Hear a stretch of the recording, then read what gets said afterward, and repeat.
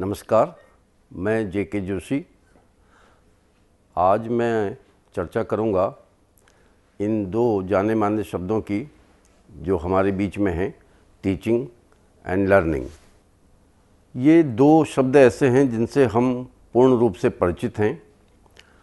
हम इनको जानते हैं, हमने इनको देखा है और हमारा इनसे पुराना परिचय है।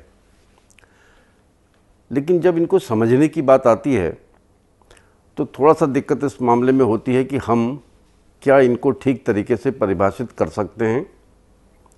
यहाँ पर मेरा मानना ये है कि इनको परिभाषित करने से पूर्व इनका वर्णन करना, इनको डिस्क्राइब करना ज़्यादा आसान रहता है और उससे इनको समझने में सहायता मिलती है। यदि हम टीचिंग की बात करें तो टीचिंग निस्संदेह एक प्रक्रिया है। It is a process which occurs, which takes place. और अगर हम बात को थोड़ा सा आगे बढ़ाएं तो सामान्यतया हम यही मानते हैं कि टीचिंग नाम की जो प्रोसेस है वो अध्यापक नाम का व्यक्ति करता है, यानी कि अध्यापक द्वारा की जाने वाली क्रिया को हम टीचिंग कहते हैं। लेकिन ये क्रिया कहाँ की जाएगी?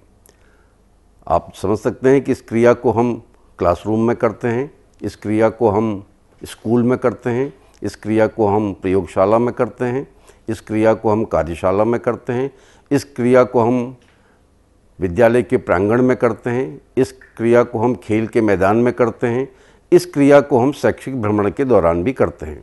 यानी कि इस प्रक्रिया को करने की, इसके संपादित होने की जगहें और अवस्थाएं अलग अलग हो सकती हैं। दूसरी बात इसमें ये आती है कि ये प्रक्रिया जब संपादित की जा रही होती है तब क्या हो रहा होता है। आप देखें कि एक टीचर जब विद्यार्थियों को संबोधित करता है तो विद्यार्थियों को संबोधित करते समय वह वास्तव में एक अंतर्क्रिया कर रहा होता है विद्यार्थियों के साथ, और न केवल विद्यार्थियों के साथ बल्कि एक ऐसा वातावरण भी सृजित कर रहा होता है जिसमें दो या दो से अधिक विद्यार्थी एक दूसरे के साथ भी संवाद कर सकते हैं। तो इस तरीके से जब हम बात करते हैं तो शिक्षण को हम एक अंतर्क्रिया के रूप में भी ले सकते हैं। Teaching is an interaction which takes place between a teacher and students and among number of students in the presence of the teacher. इसको यदि हम समझने की कोशिश करें तो ये कुछ इस तरीके से बनाया जा सकता है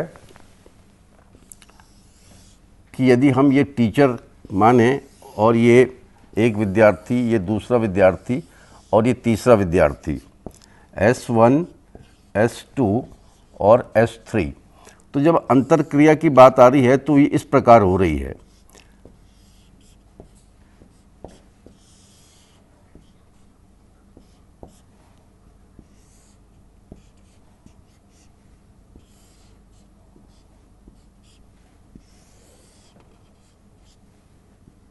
इस तरीके के प्रारूप में हम समझ सकते हैं कि teaching is an interaction, it is a process which involves interaction. अंतर्क्रिया हो रही है टीचर और एक विद्यार्थी के बीच में, फिर टीचर और दूसरे विद्यार्थी के बीच में, फिर टीचर और तीसरे विद्यार्थी के बीच में। इस तरीके से कक्ष में जितने भी विद्यार्थी होंगे, और ये विद्यार्थी परस्पर भी अंतर्क्रिया कर सकते हैं, परस्पर भी संवाद कर सकते हैं टीचर की उपस्थिति में।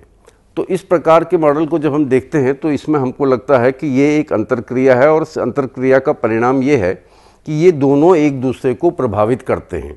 शिक्षक के व्यवहार से विद्यार्थी का व्यवहार प्रभावित होता है, और इसके विपरीत भी है, विद्यार्थी के व्यवहार से शिक्षक का व्यवहार भी प्रभावित होता है। यदि बीच में विद्यार्थी कोई प्रश्न पूछता है तो शिक्षक उसका उत्तर देने का प्रयास करता है। ये विद्यार्थी कोई शंका करता है, उसका समाधान टीचर करता है। तो इस मॉडल में हम टीचिंग को एक इंटरैक्शन की प्रोसेस कह सकते हैं। अब इसमें दूसरी बात ये आती है कि टीचिंग की प्रोसेस प्रारंभ कब होती है और वह पूर्ण कब होती है। टीचिंग की प्रोसेस को यदि हम ये समझें कि टीचर कक्ष में अंदर आ चुके हैं, उन्होंने विद्यार्थियों को संबोधित करना प्रारंभ किया है, क्या टीचिंग यहाँ पर से शुरू होती है? और दूसरा कि घंटी बज गई है, टीचर ने अपना पाठ पूरा कर लिया है और अब वो बाहर की ओर को चले गए हैं, तो क्या यहाँ पर शिक्षण की प्रक्रिया पूर्ण हो गई है यदि इन दो प्रश्नों के उत्तर हाँ में हैं तो उस पर थोड़ा विचार करते हैं। देखिए कि यदि ऐसा हम माने तब क्या है कि शिक्षक के कक्षा में आने से पूर्व वो कुछ करता है। जो हमारे पीपल टीचर्स होते हैं उनके बारे में हम कहते हैं कि वो लेसन प्लान बनाते हैं। अगर वो लेसन प्लान नहीं भी बनाए एक्सपीरियंस टीचर, वो तब भी यह सोचता है कि मैं अभी कक्षा में जाऊंगा, मैं विद्यार्थियों को कैसे संबोधित करूंगा, वो चाहे लिख के करें या ओरली भी कर लें, वो ये तय करते हैं कि मेरे शिक्षण के प्राप्य उद्देश्य क्या होंगे, what are the instructional objectives of my teaching, वो उनको तय करता है। वो ये तय करता है कि मैं प्रस्तावना में किस प्रकार के प्रश्न पूछूंगा, मैं प्रस्तुतिकरण में किस प्रकार के प्रश्न पूछूंगा, बोध प्रश्नों में मैं किन प्रश्नों को सम्मिलित करूंगा। तो ये सब बातों को वो कक्षा में जाने से पहले उस पर विचार करता है। न केवल इतना ही, वो यह भी तय करता है कि क्या मुझको किसी टीचिंग एड्स की ज़रूरत पड़ेगी, शिक्षण सामग्री की ज़रूरत पड़ेगी। यदि हाँ तो वो उसको एकत्रित करता है। अगर उसको कोई डेमोन्स्ट्रेशन देना होता है तो उसके लिए व्यवस्था बनाता है। यानी कि विद्यार्थियों के सामने जाने से पहले भी शिक्षक अपने शिक्षण कार्य के बारे में कुछ विचार करता है, कुछ करता है। तो अगर ऐसा है तब हम क्या कहेंगे, ये इसको कैसी टीचिंग कहेंगे। तो जिन लोगों ने इस पर विचार किया उन लोगों का मानना ये है कि हम टीचिंग की प्रोसेस का जब विश्लेषण करते हैं तो हम उसमें 3 फेजेस की बात करते हैं। ये जो 3 फेजेस हैं वो कुछ इस तरीके से हैं। हम पहले वाले फेज को, जब टीचर क्लासरूम में अभी नहीं आया है, उसकी तैयारी कर रहा है, तो हम उसको pre active phase of teaching कहेंगे। ये pre active phase of teaching होगा, यानी कि कक्ष में आने से पूर्व जो तैयारी की जानी है, जो तैयारी टीचर करता है उस कार्य और उससे प्रभावित होता है उसका कक्ष में वो क्या करेगा, तो उसको हम इंटरएक्टिव फेज ऑफ टीचिंग कहेंगे। ये जो दूसरी वाला फेज है ये इंटरएक्टिव फेज ऑफ टीचिंग कहलाएगा। ये वो है जब विद्यार्थियों के सम्मुख टीचर आ जा रहा है, वो उनको संबोधित कर रहा है, बोर्ड में कुछ लिख रहा है, विद्यार्थी प्रतिक्रिया व्यक्त कर रहे हैं, वो प्रश्न पूछ रहा है and he is handling students responses. विद्यार्थियों के द्वारा दी गई प्रतिक्रियाओं पर वो अपनी प्रतिक्रिया देता है।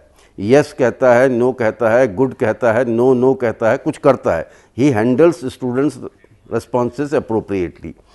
अब इसके बाद धीरे धीरे जब ये स्टेप्स आगे को बढ़ते हैं और पुनरावृत्ति के प्रश्न पूछे जा चुके होते हैं तो सेट ऑफ क्लोजर आता है। अब वो ये कहता है कि आज हमने ये अध्ययन किया, कल हम इसका अध्ययन करेंगे। उसके बाद वो कक्षा के बाहर चले जाते हैं।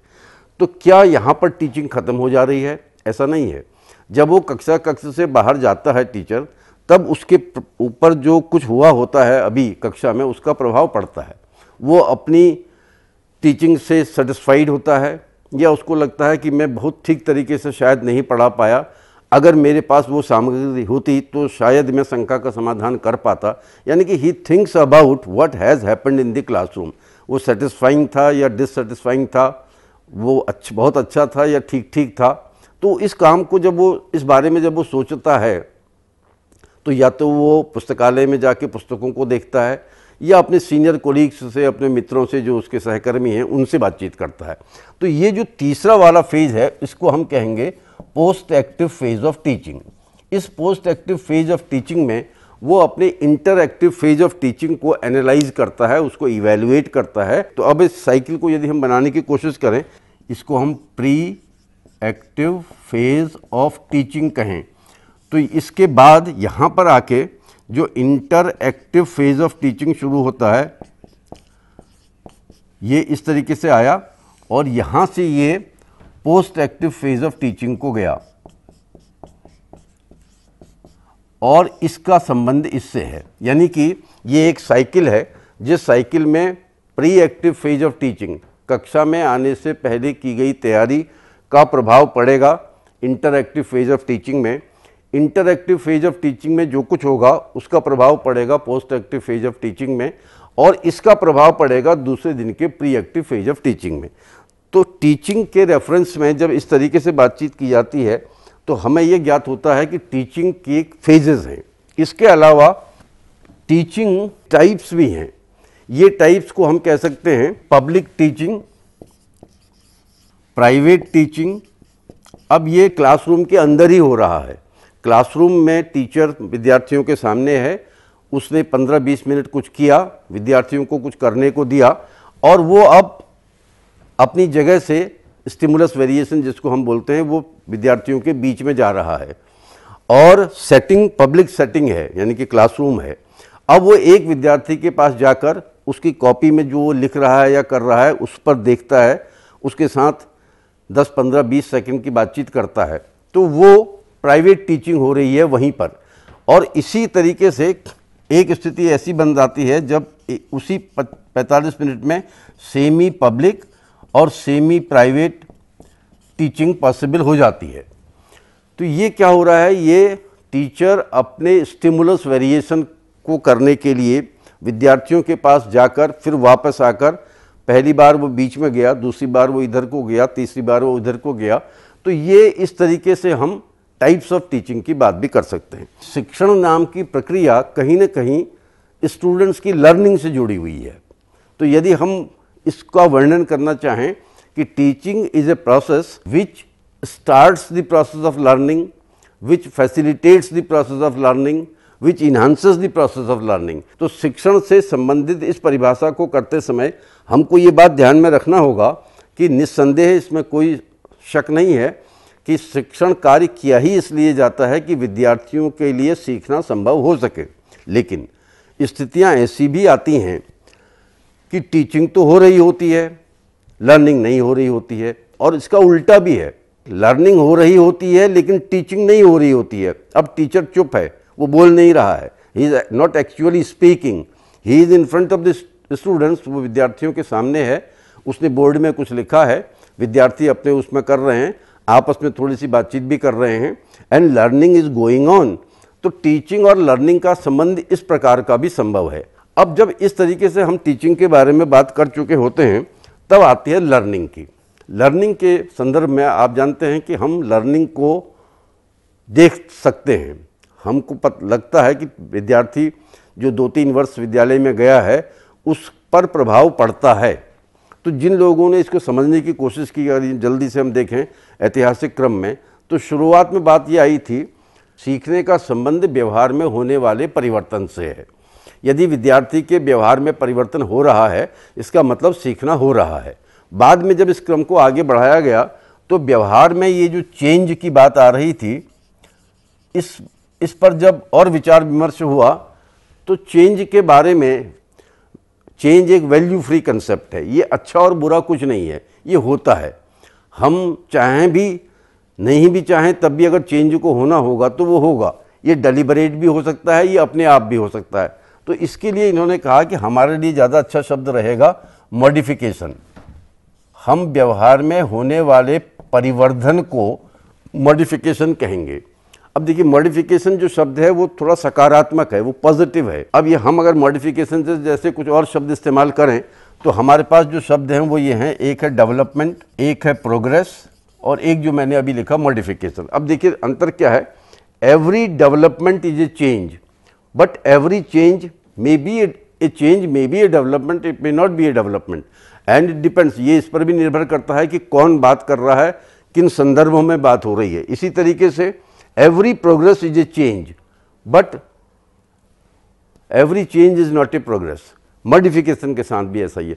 तो हम एक सकारात्मक प्रत्यय का इस्तेमाल कर रहे हैं और परिभाषा बना रहे हैं कि learning is modification in behaviour. लेकिन बात यहीं तक सीमित नहीं है।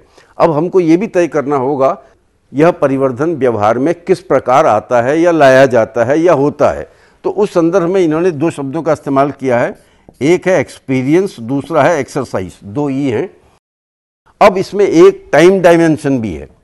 टाइम डायमेंशन का मतलब यह है कि हम इस मॉडिफिकेशन के बारे में टाइम के रेफरेंस में क्या चाहते हैं कि ये कितना टेम्पररी है, क्या परमानेंट है, क्या है ये। तो अब इसमें बीच की एक बात आती है कि यह अपेक्षितया टेम्पररी और अपेक्षितया परमानेंट होगा, यानी कि इतना परमानेंट भी नहीं होगा कि हम उसको दोबारा मॉडिफाई ना कर सकें, और इतना टेम्पररी भी नहीं होगा कि 15-20 मिनट बाद वो व्यवहार में वो परिवर्तन खत्म हो जाए। तो बीच की कोई स्थिति आएगी। ये व्यवहारवादी मनोवैज्ञानिकों ने इस दृष्टिकोण से इसको समझाने की कोशिश की। यदि हम कुछ ऐतिहासिक क्रम में कुछ नामों को लेना चाहें तो एडवर्ड एल थॉर्नडाइक 1910-11-12 के आसपास वो सीखने के सिद्धांतों को विकसित करने का प्रयास कर रहे थे और सीखने के जो नियम थे उनकी बात उन्होंने की। अब वो बात दीगर है कि उन्होंने जो नियम बनाए थे बाद में उन्होंने खुद ही उनमें परिवर्तन कर दिया, लेकिन law of readiness, law of exercise, law of effect, इस तरीके से ये बातचीत हम करते आए हैं। आज के दिन उनका उतना महत्व नहीं है, लेकिन ऐतिहासिक क्रम में जब सीखने को समझने की बात आ रही थी तो इनका जिक्र आता है। उनका एक बड़ा योगदान शिक्षा के बारे में ये था कि उन्होंने अपनी जो पुस्तक थी एजुकेशनल साइकोलॉजी उस ज़माने में, उसमें ये बड़ा साफ तरीके से लिखा था कि एजुकेशनल प्रैक्टिसेस कैसी होनी चाहिए। इसका उत्तर उन्होंने दिया था कि educational practices should be regulated on the basis of specific learning outcomes. दूसरा बड़ा नाम जो इस संदर्भ में आया वो आया इवान पेट्रोविच पावलोव का। पावलोव की जो थ्योरी थी वो क्लासिकल कंडीशनिंग कहलाई और उन्होंने जो एक्सपेरिमेंट्स अपने प्रयोगशाला में किए, उन एक्सपेरिमेंट्स के आधार पर उन्होंने बहुत सरल शब्दों में ये बताने की कोशिश की कि किस प्रकार कंडीशनड रेस्पॉन्सेस को हम सीखना कह सकते हैं। तो उनका अगर डिज़ाइन जो बड़ा सिंपल तरीके से एक्सप्रेस किया जा सकता है कि ये एक अनकंडीशनड स्टिमुलस है और इसके लिए एक अनकंडीशनड रिस्पॉन्स हमारे पास है, यानी कि ये भोजन है और ये एक एनिमल के, भूखे एनिमल के मुंह से निकलने वाली लार है जो अपने आप होती है, ये ऑटोमेटिक है, इसको होना ही होना, इसलिए ये अनकंडीशनड स्टिमुलस अनकंडीशनड रिस्पॉन्स है। अब क्या हुआ कि उन्होंने एक कंडीशनड स्टिमुलस पहले प्रेजेंट किया और उसके बाद फिर अनकंडीशनड स्टिमुलस था, तो नेचुरली वही अनकंडीशनड रिस्पॉन्स को आना था।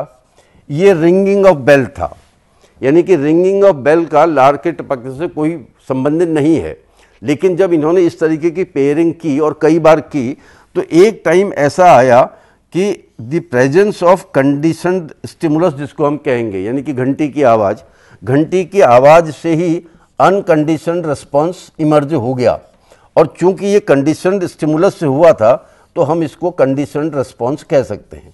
उनका मानना ये था कि ऐसा होना ये एक क्लासिकल कंडीशनिंग का उदाहरण है कि घंटी के बजने से लार के बनने की प्रक्रिया प्रारंभ हो गई। He could do it. बाद में जब ये एक्सपेरिमेंट बहुत ज़्यादा दोहराया गया, कई चीज़ों को किया गया, तो एक ऐसी स्थिति बनी कि हम कई प्रकार के सीखने को कंडीशनड रिस्पॉन्स के आधार पर कर सकते हैं। इस संदर्भ में आगे जाके बहुत काम हुआ और उसके बाद इसी क्रम में प्रोफेसर BF स्किनर की ऑपरेंट कंडीशनिंग आई। तो ये जो ऑपरेंट कंडीशनिंग थी, इसमें एक डिफरेंस ये था कि इसमें ये जो एनिमल है it has to operate upon, इसको कुछ करना होता है तभी उसको रीइंफोर्समेंट मिलेगा। तो रीइंफोर्समेंट के शेड्यूल्स बने, ये बना। इनका सबसे बड़ा योगदान ये है कि इसकी वजह से टीचिंग मशीन्स डेवलप हुई और बाद में प्रोग्राम्ड लर्निंग जिसको कहते हैं हम, प्रोग्राम्ड लर्निंग के जनक के रूप में इनको पहचान मिली। तो ये एक ऐसा मामला था जिसने कि हमको लर्निंग को समझने के उस दौर में हमारे प्रयास हुए थे। इसी के साथ साथ एक प्रयास कुछ और चल रहे थे, स्पेशली जर्मनी के देश से, और वो लोग अपने को गेस्टाल्टियंस कहते थे। गेस्टाल्ट साइकोलॉजी और गेस्टाल्टियंस कहते थे। और गेस्टाल्ट साइकोलॉजी वालों का जो योगदान था वो ये था कि उन्होंने बिहेवियर की जगह परसेप्शन को इम्पोर्टेंस दी। उनका कहना था कि व्यवहार में जो परिवर्धन है वो हो भी सकता है, नहीं भी हो सकता है। जो होता है वो ये कि उसके परसेप्शन में अंतर आता है सीखने वाले के। तो ये जो गेस्टाल्ट जर्मनी का शब्द है, ये पूरा शब्द गेस्टाल्ट क्वालिटेट है। अगर हम अंग्रेजी करने की कोशिश करें तो ये कन्फिगरेशन जैसी कोई चीज़ है। बाद में इन्होंने अंग्रेजी में इस शब्द को ले लिया और केवल गेस्टाल्ट तक ही अपने को सीमित कर लिया। ये एक कन्फरिंग द क्वालिटी है, कन्फरिंग द मीनिंग है, इम्पोजिंग एन ऑर्डर है। और इनके जो परसेप्शन के रूल्स हैं बड़े आसानी से समझे जा सकते हैं। इनका एक बेसिक लॉ है जिसको ये लॉ ऑफ प्रेग्नांज बोलते हैं। अगर इसकी अंग्रेजी समझने की कोशिश करें, कॉम्पैक्ट एंड सिग्निफिकेंट जिसको बोलते हैं ये। और अब इन्होंने इसके सबऑर्डिनेट लॉज बनाए। मैं उसको एक्सप्लेन करने की कोशिश करता हूँ जिससे कि आपको गेस्टाल्टियन अप्रोच टुवर्ड्स अंडरस्टैंडिंग लर्निंग, जिसको परसेप्शन कहते थे, उसको समझने में आसानी होगी। तो इनके जो अप्रोच थी टूवर्ड्स चेंज इन परसेप्शन वो इस तरीके की थी कि हम परसेप्शन में जब हम किसी चीज़ को सबसे पहल देखते हैं तो हम उसमें इन लॉज के आधार पर एक मीनिंग को इम्पोज करते हैं, एक ऑर्डर को इम्पोज करते हैं, एक इक्विलिब्रियम लाने की कोशिश करते हैं। तो इनके नियम जल्दी से देखिए कि बड़े सरल हैं। लॉ ऑफ सिमिलैरिटी, और लॉ ऑफ सिमिलैरिटी में उनका मानना यह है कि similar items tend to form group in direction. जो सिमिलर आइटम्स होते हैं they when we perceive them they tend to form groups in direction. जैसे फॉर एग्जांपल यदि हम किसी को कहें कि ये जो हम बना रहे हैं इसको आप ज्योमेट्री की लैंग्वेज में किस प्रकार की चीज़ कहेंगे, तो वो इसमें एक ऑर्डर को इम्पोज करेगा। वो कहेगा कि ये स्ट्रेट लाइन है, ये सीधी रेखा है। बिल्कुल इसी तरीके से यदि हम इस तरीके से एक आकृति को बनाएं और जो उसको देख रहा है उससे पूछें कि ये आकृति किस प्रकार की है, तो ज़्यादातर केसेस में क्या होता है कि ये इस तरीके की जो आकृति होती है हम इसको सर्किल ही कहते हैं, गोला ही कहते हैं। हम इसमें एक ऑर्डर को इम्पोज कर देते हैं because of law of similarity. ये एक जैसे हैं। अब इसके साथ लॉ ऑफ सिमिलैरिटी के साथ लॉ ऑफ प्रॉक्सिमिटी भी होता है, यानी कि ये जो सिमिलर आइटम्स हैं they should be near to one another, वो एक दूसरे के नज़दीक होने चाहिए। यदि वो बहुत दूर दूर होंगे तो फिर वो law of imposing the order, imposing the meaning काम नहीं करेगा। लेकिन अगर ऐसा हो रहा है, आइटम्स सिमिलर हैं, वो एक दूसरे के नज़दीक हैं, तो हम इसको सीधी रेखा और इसको गोला कहेंगे। अब इसी तरीके से जब हम इसमें आगे को बढ़ते हैं, एक है लॉ ऑफ गुड कंटिन्यूएशन। इस गुड कंटिन्यूएशन का अर्थ ये बनता है कि जब हम किसी चीज़ को पहल परसीव करते हैं और मान लो हमको ये परसीव करने को कहा गया कि इसको देख के बताइए क्या है, तो ये क्या हो रहा है, ये एक स्ट्रेट लाइन है और ये कर्व है। यदि हम किसी विद्यार्थी को बुला के कहें कि आप इसको थोड़ा बड़ा कर दीजिए और इसको भी बड़ा कर दीजिए, तो सामान्य परिस्थितियों में बड़ा करने का मतलब होता है ये और इसको बड़ा करने का मतलब होता है ये। यानी कि we tend to perceive straight lines as straight lines, curves as curves. बिल्कुल इसी तरीके से अगर गणित के विद्यार्थियों से भी पूछा जाए कि ये आकृति किस प्रकार की है, तो वो इस गैप को इग्नोर कर देते हैं। वो ये नहीं कहते कि ये 350 डिग्री का आर्क है, वो ये कहते हैं कि ये एक सर्किल है, क्योंकि ये इस गैप को छोड़ के उनको उसमें ऑर्डर इम्पोज करने में मदद मिलती है। चौथा है law of closure. Closed areas are more stable than unclosed ones. अगर हम कोशिश करें कि दो स्ट्रेट लाइंस को बराबर बनाने की, मैंने कोशिश की है कि ये दोनों स्ट्रेट लाइंस हैं और बराबर हैं, और मैं अब आपके ही सामने इस पर एक इस प्रकार के निशान लगा रहा हूँ। अब आप देखिए जब हम इसको परसीव कर रहे हैं तो हमको एकदम से दूर से ही दिखाई दे रहा है कि ये लाइन बड़ी है इस लाइन के मुकाबले, जबकि दोनों लाइनें बराबर की थी। ये क्या हो रहा है, ये लॉ ऑफ क्लोजर है। क्लोजनेस की ओर को बढ़ रहा है, वो बाहर की ओर को फैल रहा है। तो ये एक दूसरा अप्रोच था जिसको हम कह रहे थे गेस्टाल्टियन अप्रोच। अब इसके बाद क्या हुआ कि इस बीच इंटेलिजेंस के रेफरेंस में कुछ बातें, नई बातें सामने आईं, और इंटेलिजेंस में जो काम हुआ उसके आधार पर हमने टीचिंग और लर्निंग पर जो उसका प्रभाव पड़ना था उसको समझने की कोशिश की। अब इस संदर्भ में जो आगे की बात मैं करने जा रहा हूँ अभी, वो बात ये होगी कि अब now we are talking about biology of learning. हम कुछ ऐसा मान रहे हैं कि लर्निंग नाम की जो प्रक्रिया है उसका सीधा संबंध हमारे मस्तिष्क से है, और अब जो जितनी भी जानकारियां हमारे पास आई हैं, नेचुरली ये रिसर्च वर्क एजुकेशन के लोगों ने नहीं किए हैं, ये रिसर्च वर्क न्यूरोसाइंस के फील्ड में हुए हैं और उन्होंने अपनी वजह से ये काम किया। बाद में कुछ काम इस तरीके से भी हुए कि उसमें एजुकेशन के लोग जुड़े और उन्होंने जो इन्फॉर्मेशन वहाँ से दी, यदि हम उनको सरल तरीके से बनाने की कोशिश करें तो वो कुछ इस तरीके की हैं। पहली बात तो ये हमको पता चली, जो सदियों से हमको मालूम थी लेकिन हम उसको इलेबोरेट नहीं कर पा रहे थे, कि ये एक अमेजिंग स्ट्रक्चर है। ये बॉडी का 2% है वेट में, मास में अगर हम कहें तो it is 2% of the total body mass, लेकिन it consumes almost 20% of our body energy. जब हम थिंकिंग कर रहे होते हैं और when we are thinking complex things या डूइंग कॉम्प्लेक्स थिंग्स, जब हम कॉम्प्लेक्स एक्टिविटीज़ में इन्वॉल्व रहते हैं तो ये जो काम है इसमें एनर्जी कंज्यूम होती है, और इस एनर्जी इसीलिए पढ़ने में, बोलने में भी थकान होती है, उसमें भी फटीग होती है, और फटीग के बारे में काम किया गया है। इन लोगों का मानना ये है कि ये जो हमारे ब्रेन में न्यूरॉन्स हैं, जो सेल्स हैं, न्यूरॉन्स हैं, वो ये जो सेल्स हैं ये एनर्जी के रूप में किसको कंज्यूम करते हैं? तो ये एनर्जी के रूप में ऑक्सीजन की इनको ज़रूरत पड़ती है, ग्लूकोज की ज़रूरत पड़ती है, और वाटर की ज़रूरत पड़ती है, सिग्नल्स, न्यूरॉन्स के सिग्नल्स को इधर उधर करने के लिए। तो अब मतलब सीधी सी बात है कि अगर हम कॉग्निटिव डेवलपमेंट को इन्हांस करना चाहें, कॉग्निटिव डेवलपमेंट को फैसिलिटेट करना चाहें, तो हमको इनकी प्रचुर मात्रा में आवश्यकता होगी। Continuous supply of oxygen through blood जो जाता है वहाँ, glucose end of course water, ये चीज़ें। अब इसके साथ न्यूरोसाइंसेस के लोगों ने जो बताया वो एक था कि फिजिकल एक्सरसाइज से लेके म्यूज़िक, डांस और आर्ट्स, ये चीज़ें ऐसी थीं जो ब्रेन की फंक्शनिंग को प्रभावित करती हैं। ऑफ कोर्स इमोशंस का भी बड़ा भारी योगदान था कि जब तक चीज़, सीखी जाने वाली चीज़ हमारे लिए महत्वपूर्ण नहीं होगी, उसका कोई सेंस या मीनिंग हमारे लिए नहीं होगा, तो we will be not ready to learn it, या हम उसकी स्टोरिंग को ढंग से नहीं कर पाएंगे। तो ये बात कहाँ से कहानी शुरू हुई थी? Learning as a mechanical process, learning as a psychological process, learning as a sociological process से होते होते हम learning as a biological process तक आ गए। और बायोलॉजिकल प्रोसेस के संदर्भ में मैं ये नहीं कह रहा हूँ कि हमको न्यूरो साइंटिस्ट बनना है, लेकिन न्यूरो साइंस के फील्ड से जो इन्फॉर्मेशंस आ रही हैं उनका सम्यक उपयोग करके हम अपनी टीचिंग को प्रभावी बना सकते हैं।